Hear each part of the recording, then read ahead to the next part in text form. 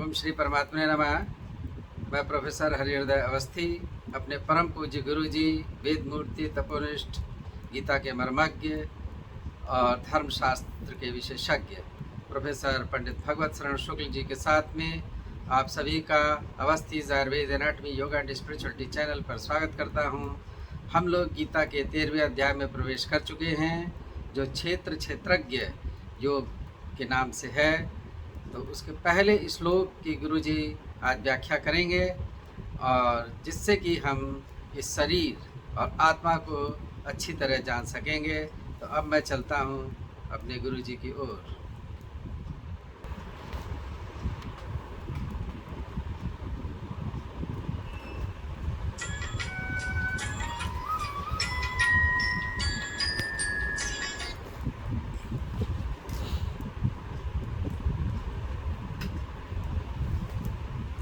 शान्ताकारं भुजगशयनं पद्मनाभं सुरेशं विश्वाधारं गगनसदृशं मेघवर्णं शुभांगं लक्ष्मीकान्तं कमलनयनं योगविध्यानगम्यं वन्दे विष्णुं भवभयहरं सर्वलोकैकनाथं। कृष्णाय वासुदेवाय हरे परमात्मने प्रणतक्लेशनाशाय गोविंदाय नमो नमः।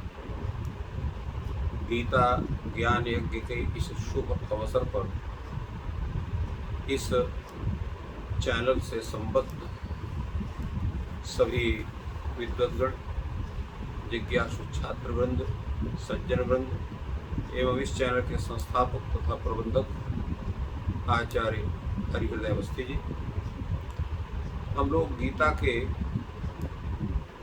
20 अध्याय तक का विचार कर चुके हैं और उन 12वें अध्याय के 20वें श्लोक तक कर चुके हैं। क्षमा करेंगे, 12वें अध्याय तक की पूरी चर्चा हम लोग कर चुके हैं और हम लोग आज 13वें अध्याय पर चर्चा करेंगे। इन प्रत्येक अध्यायों का क्रम है जिसके विषय में कई बार चर्चा हुई है।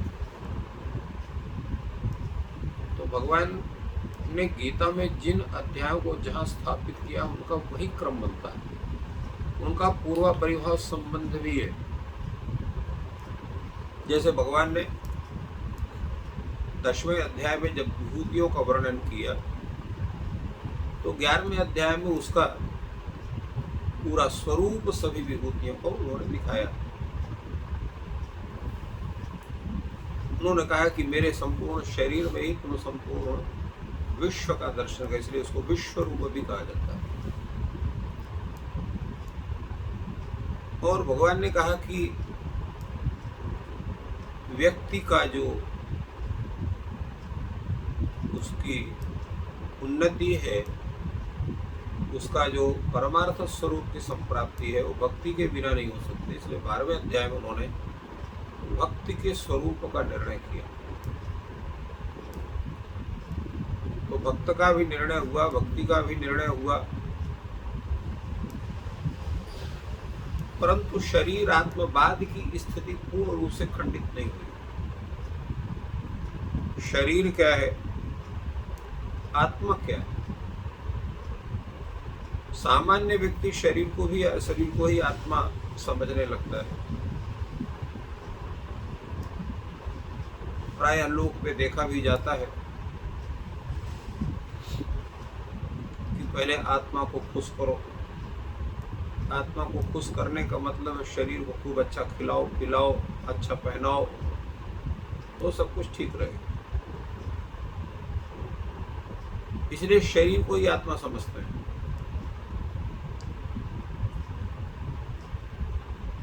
भगवान शंकराचार्य ने एक जगह लिखा, पूछा कि सबसे बड़ा आश्चर्य क्या है? तो उसका उत्तर दिया गया कि सबसे बड़ा आश्चर्य है कि प्रतिदिन जिन लोगों का जन्म हुआ है उनकी मृत्यु हो रही है, कभी किसी की, और जो बचे हुए हैं अपने को अजर और अमर समझते हैं। इससे बड़ा आश्चर्य क्या है? तात्पर्य है कि शरीर भिन्न है, आत्म तत्व भिन्न है। आत्म तत्व का आश्रय शरीर हो सकता है, कुछ दिन के लिए, क्योंकि आत्म तत्व नित्य है। नित्य होने के कारण अपने कर्मों के अनुसार कभी इस शरीर में तो कभी उस शरीर में, कभी उस शरीर में, कभी वो देवता भी बनता है, कभी मनुष्य भी बनता है, कभी राक्षस भी बनता है, कभी पशु भी बनता है, कभी वृक्ष भी बनता है,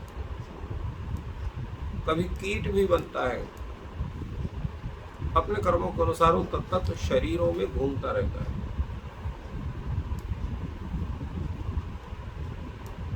और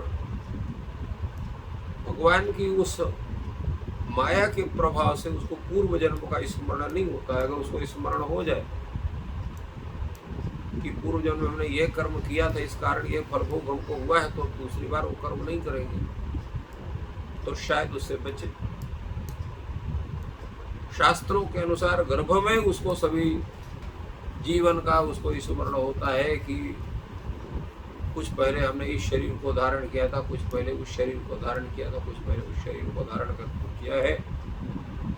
अब हम मानव शरीर को प्राप्त कर रहे हैं, इसलिए अब ऐसा कर्म करेंगे कि जिससे हमें मोक्ष हो जाए और पुनः ये जीवन मरण की जो यात्रा है ये न करनी पड़े। श्रीमद् भागवत में और अन्य पुराणों में भी गर्भ में बालक क्या सोचता है उसके विषय में बड़ी चर्चा हुई है।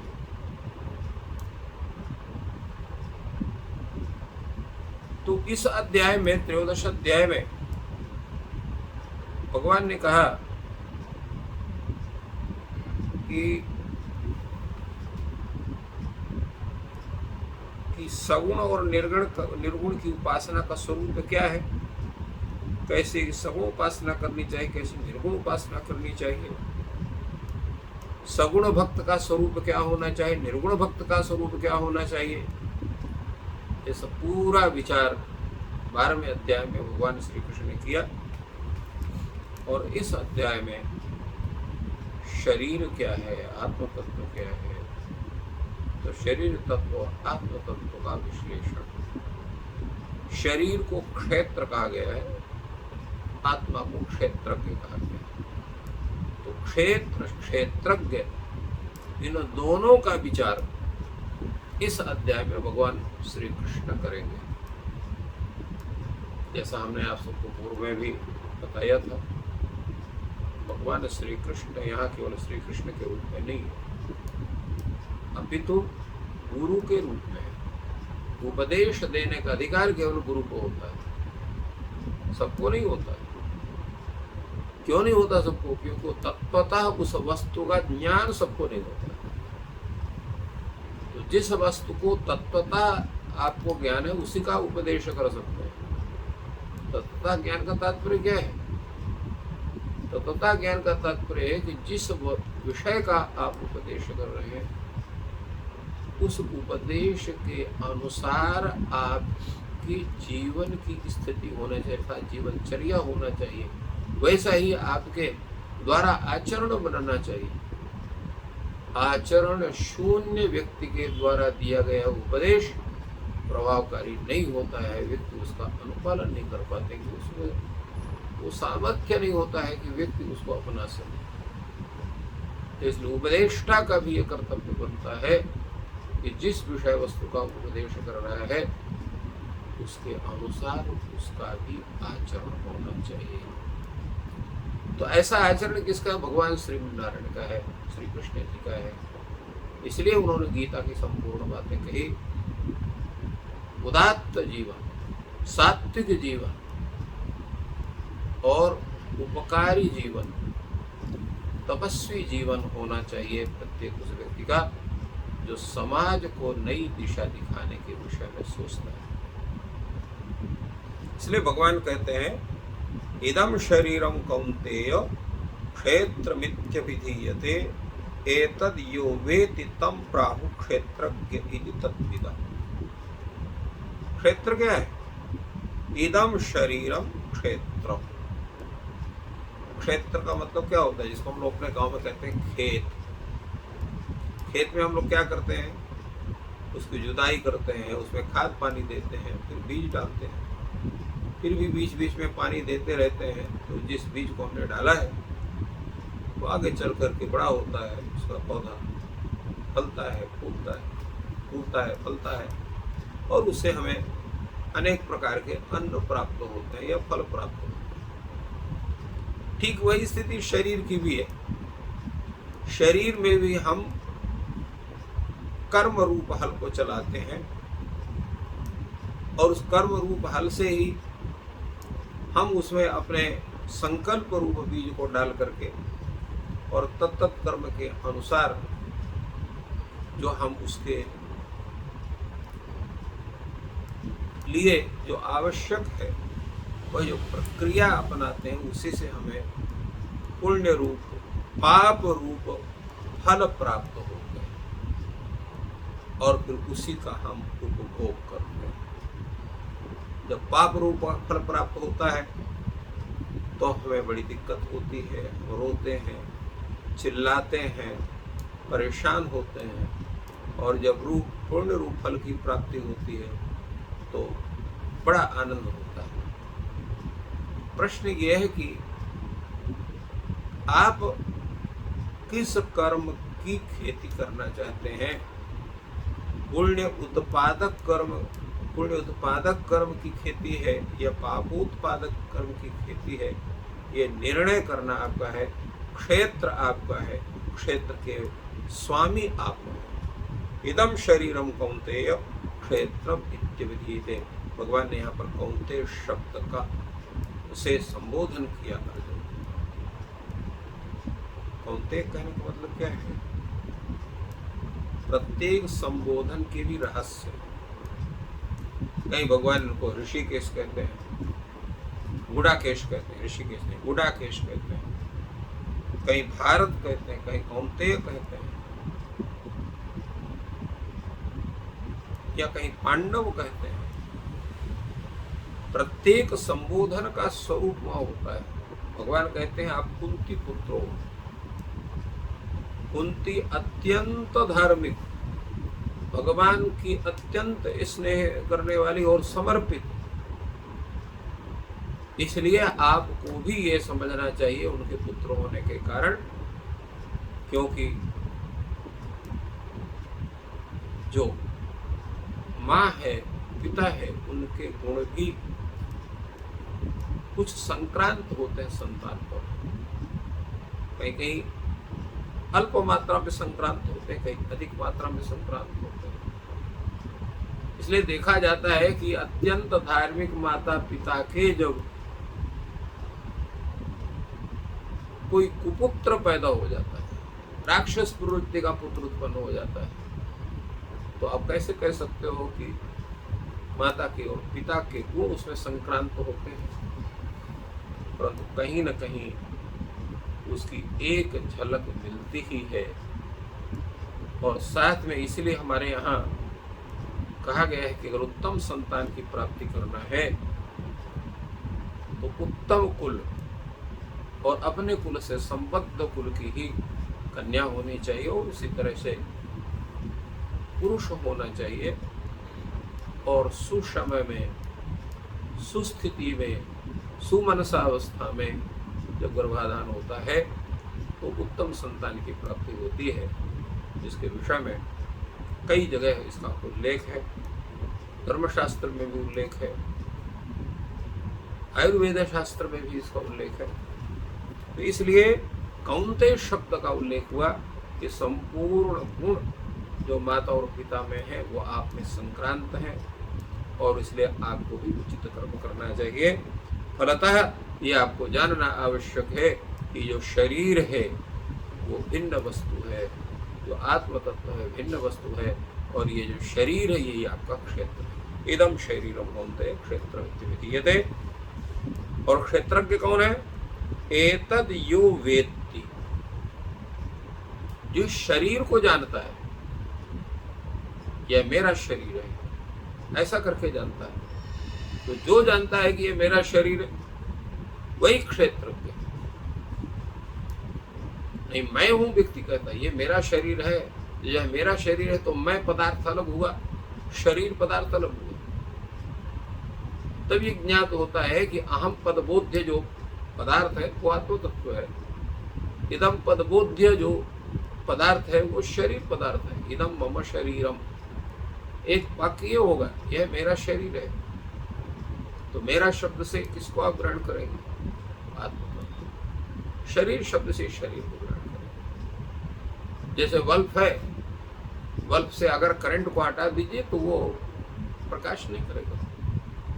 इस तरह शरीर से आत्म तत्व को अलग कर दीजिए तो शरीर नष्ट हो जाएगा, उसमें जो है फिर क्रिया नहीं होगी, स्पंदन नहीं होगा।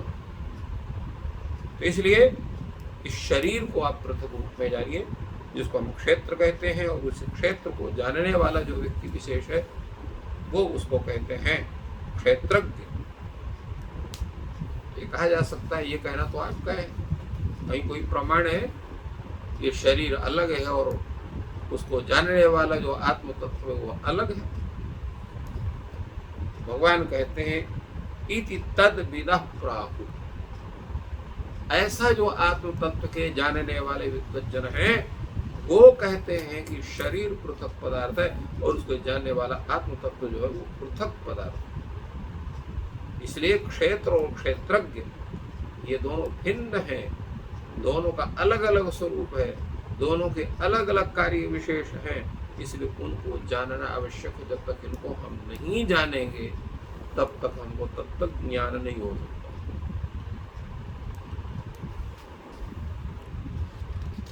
अब उसका जानने का मतलब क्या है? क्योंकि शरीर का जो स्वरूप है, शरीर में एकादशी इंद्रिय, पंच महाभूत, अहं तत्व और उसके साथ साथ में जो है महत्त्व आदि उसमें विद्यमान है, जिस कारण शरीर की स्थिति है।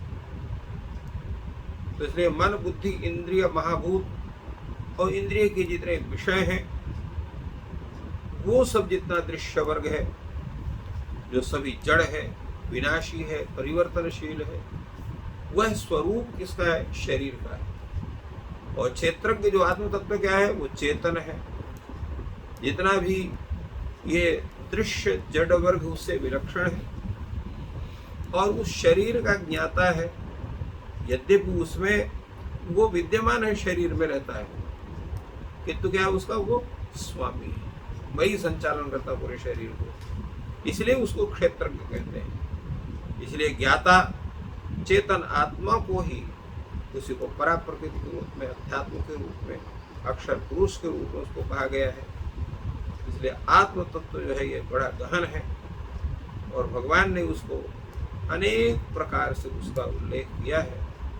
और यहाँ पर भगवान उस आत्म तत्व को क्षेत्रज्ञ शब्द से कह रहे हैं। क्षेत्रज्ञ, क्षेत्रज्ञ प्राव क्षेत्रज्ञ इति तत्वाहु, क्षेत्रज्ञ ऐसा कहते हैं। तो क्षेत्रज्ञ कौन है? आत्म तत्व है, परंतु क्षेत्रज्ञ का जो स्वरूप है वो दो स्वरूप, एक हमारे शरीर का स्वरूप है, एक संपूर्ण विश्व का स्वरूप। संपूर्ण विश्व का स्वरूप क्या है, क्या उसकी स्थिति है, इस पर हम लोग कल विचार करेंगे। आज हम लोग यहीं पर विचार करते हैं, जिसमें हम क्षेत्र के स्वरूप को और क्षेत्र के स्वरूप को जो सामान्य के रूप में है उसका विवेचन भगवान ने इस प्रकार हम सबके कल्याण के लिए किया।